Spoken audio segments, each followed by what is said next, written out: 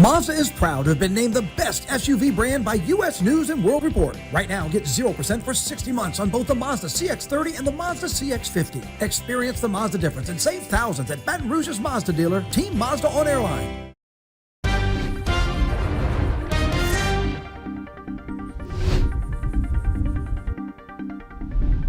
Thanks for joining us for 9 News Now. I'm Tisha Powell. Here's a quick check on your afternoon headlines. We're going to check on your weather in just a second, but some news out of Port Allen is first. The owner of Snappy's in Port Allen is accused of selling meth and marijuana out of his convenience store. West Baton Rouge deputies and Addis police have been keeping their eye on the store for a month after being tipped off about drug sales. We're told undercover detectives made controlled purchases of meth and marijuana from the owner. He allegedly did these drug transactions at the store counter and even used employees as lookouts. Authorities arrested the owner and seized several ounces of meth, marijuana, packaged fentanyl, and 2 guns.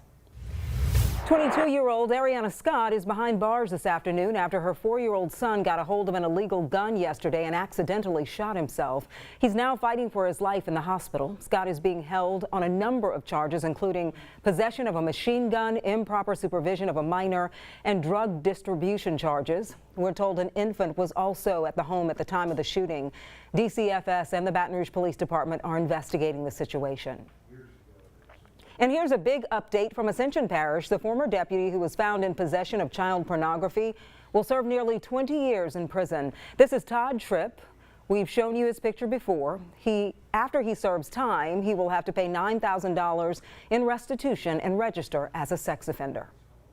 Now let's take a look outside at our Sky 9 camera, and it is wet and dreary. That rain we've been talking about is finally here. Let's get to Jeff Morrow with a look at the forecast. Jeff? Yeah, so we're going to be seeing rain stick around through the rest of the afternoon into the early evening hours as we await this disturbance to kind of pass over top of us and through the area. That's going to take its time, but as we get late evening, things will start to wind down. But right now, as you can see from our First Alert Radar network, you can see how wet it is. And certainly down towards the coast, we're going to see some higher rainfall totals, as we could even see a pop or two of lightning with some thunder, but inland areas expected to deal with mostly light to moderate rainfall. So let's say about 1/4 inch of rain for metro areas, maybe 1/2 inch of rain down towards the coast as we move through the rest of the day. So you can see here with Futurecast lining up pretty well with the ongoing rains right now. Those rains will continue to move off towards the east and then gradually start to dissipate as we move into those evening hours. Now for tomorrow, we're awaiting possibly 2 rounds of showers and thunderstorms, first of which arriving around daybreak. You can see this line of thunderstorms, some gusty winds, frequent lightning, and the possibility of a heavy downpour will be possible. Then we're going to get a break from the rain as we move towards the late morning into the early afternoon. But then a few more scattered showers and thunderstorms could develop as we get closer to sunset, and those could produce maybe a pocket or 2 of hail. So not going to be very widespread, but could linger into the early evening hours as well. So plan accordingly for your evening plans on Friday. But a beautiful weekend is ahead as we look forward to Saturday and Sunday. So weather impacts as we look towards your Friday morning and afternoon. Strong wind for that morning round, and then the large hail limited threats for both, though, as we look towards your overall risk. Now let's take a look at your traffic. As we take a look at your Thursday commute, we're going to be dealing with lots of rain, so wet slick streets, and also lots of congestion. You can see heavy congestion moving through the Metro Baton Rouge area,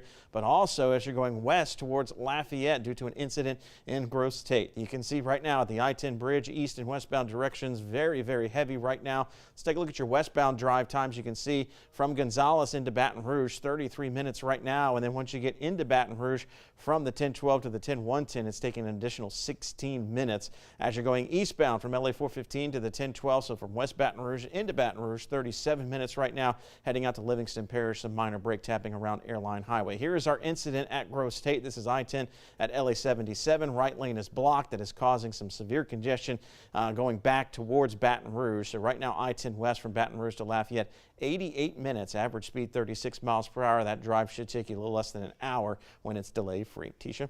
Jeff, thanks.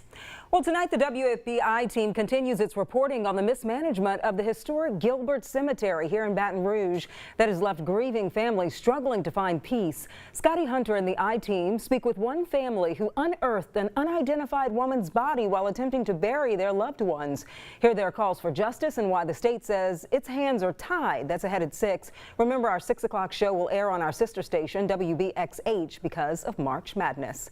Thanks for watching. I'm Tisha Powell. Jeff and I will be back here for 9 News at 4 in 25 minutes.